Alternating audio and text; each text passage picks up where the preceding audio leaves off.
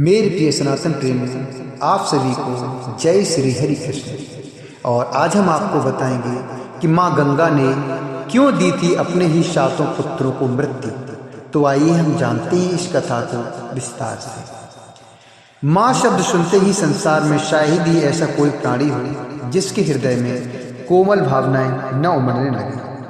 क्योंकि माँ कोई छोटा शब्द नहीं है मेरे प्यारों, बड़ी किस्मत वालों को ही माँ का प्यार मिलता है। हर व्यक्ति के जीवन में माँ ही तो वह एकमात्र अस्तित्व है जो हर परिस्थिति में संतान को समझने, सुरक्षित रखने और साथ खड़े होने का भरोसा देती है।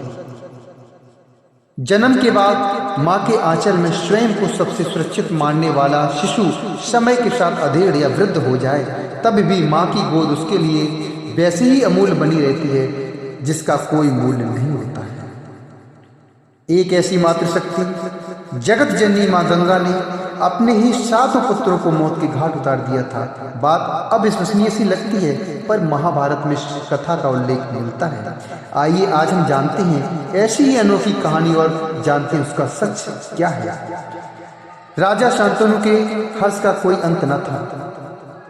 कई दिन सुखपूर्वक बीते और समय के साथ गंगा गर्भवती हुई। राजा के हर्ष का कोई अंत न था।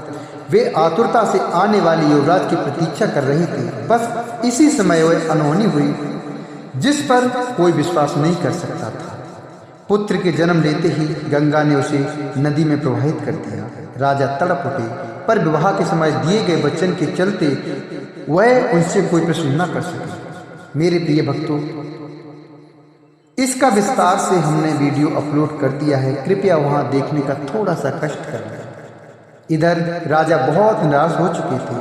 समय का चक्र चलता रहा और हर बार प्रसूति के बाद गंगा अपने पुत्रों को नदी की गोद में डालती चली गई। इस तरह 7 पुत्र काल के गाल में समा चुके थे। राजा बहुत निराश हो चुके थे और अब अपने ही पुत्रों की अपने ही सामने होने वाली हत्या उनके लिए असहनीय हो गई थी। इसके बाद जब 8वां पुत्र का जन्म हुआ और रानी गंगा उसे नदी को भेंट अर्थात प्रवाह करने चली, तब राजा शांतनु स्वयं को रोक न सके। उन्होंने दौड़कर गंगा के हाथ से शिशु को छीन लिया और क्रोधित हो उठे। अब मुझे आपका परित्याग करना होगा। गंगा द्रवित हो उठी। उन्होंने राजा पर क्रोध नहीं किया। गंगा ने कहा कि महाराज, आपने वचन तोड़ दिया है, सो अब मुझे आपका परित्याग करना होगा। जाने से पहले मैं आपके मन में उमड़ रहे प्रश्नों का उत्तर अवश्य दूंगी।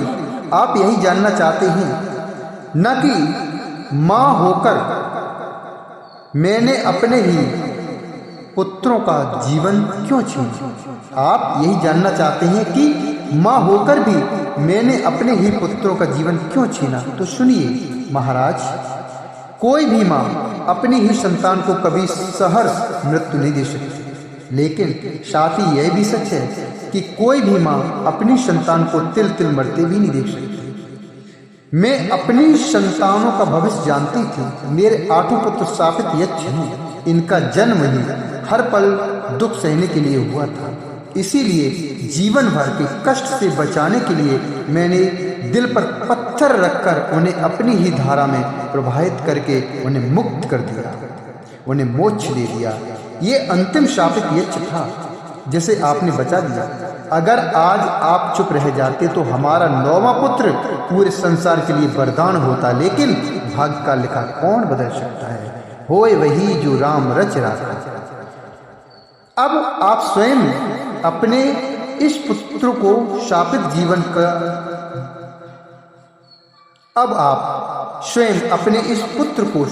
जीवन का दस झेलते देखेंगे।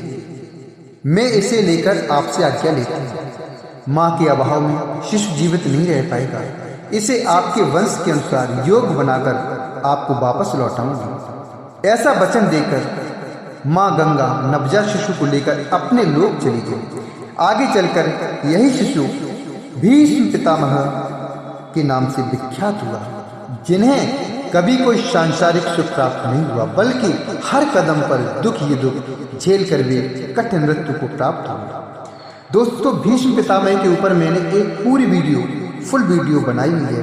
कृपया आप जाके हमारे चैनल पर देखें तो आपको हम मिल जाएगी। उसे आप देखने का प्रयास करें ताकि ये कथा आपको अच्छी तरीके से समझ आ सके। दोस्तों, अगर यह जानकारी आपको अच्छी लगी हो तो कृपया वीडियो को लाइक करें, चैनल को सब्सक्राइब करें। कुछ बोलना हो तो कमेंट बॉक्स में लिखें। जय श्री राधे।